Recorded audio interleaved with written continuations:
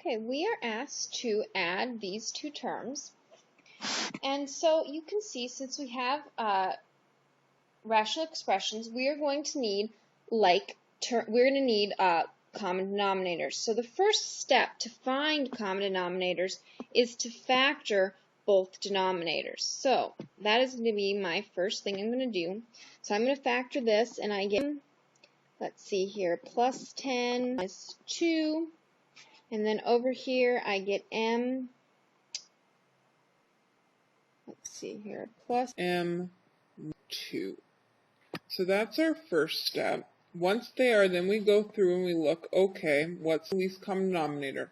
Well, I need an m plus 10, and I need, m plus a new one.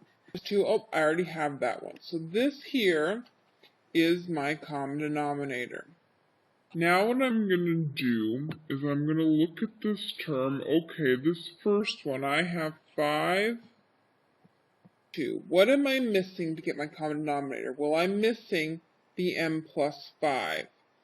So I'm going to times by m plus 5, top and the bottom. And I'm going to do the same thing over here. As to what's missing? I'm missing the m plus 10. So I'm going to look through it. I'm going to go, okay, it's 10, 10.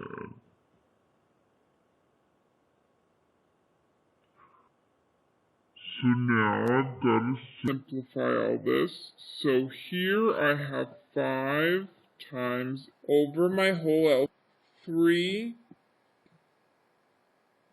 And obviously you can write that whole thing out if you want.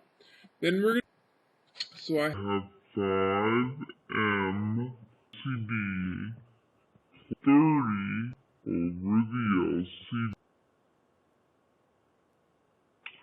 And then I'm going to combine all this. So I have 5m plus 3m all over, and now since I don't, I'm going to write the whole thing out. 2m plus. Okay. Now I look at this and go, okay, can I do anything? Well, I have and the find some common denominators. So I have 8m plus 10 m minus, and I can factor out. Well, I don't have anything that come out of 8 and 55. There's no extra m's, so nothing else I can do, and this is my final answer. I've checked to see. So what are you doing here? You're finding that least common denominator by combining the terms of each of the things, multiplying what you're missing by each one of them. It's going to be different on each side. Then you'll simplify that numerator. Then you combine the numerators.